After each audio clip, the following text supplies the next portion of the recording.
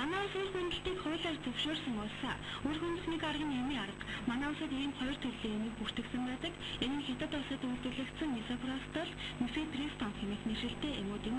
Гэхдээ энэ эмийг зөвхөн эмнэлгийн нөхцөлд эмчийн заавартайгаар ууж хэрэглэх ёстой. Та бүхэн Монгол улсад бүртгэлтэй эмийг харж байна. Монгол улсад эмийг бүртгэхдээ латин тэмдэгтүү эсвэл өөр улсын хуу эсвэл хайрцаг тэмдэглээ гэж бүх зүйлээр нь бүртгэдэг.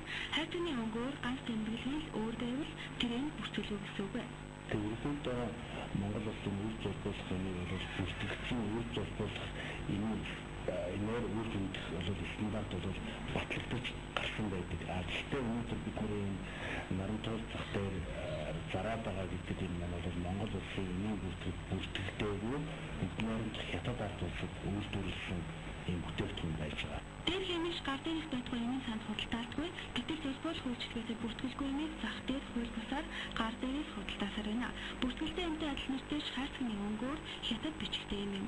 Энэ юмыг ууж хэрэглэснээс болж өнгөрсөн жил 60 гаруй эмэгтэй эрүүл мэндээр хохирсон бол 5 эмэгтэй нас орсон харамсалт мэдээ байна.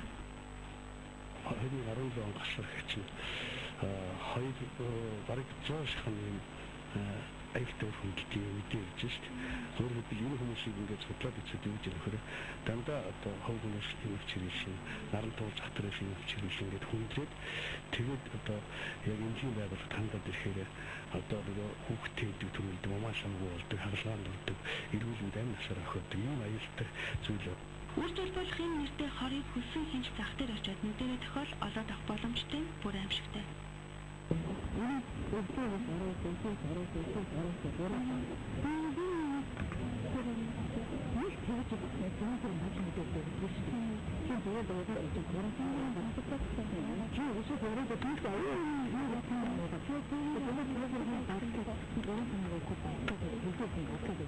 Хууль хяналтын байгууллагын хууль бус эмийн худалдаалагчдыг зохицуулахыг хяналт шалгалт байнга явуулдаг хэдхэн бор төгрөгөөс болж хүний амнаас эрүүл мэндэд халдах хор худалдаалагчид хамарт орон хууль бус үйл ажиллагаагаа явуулсаар байна.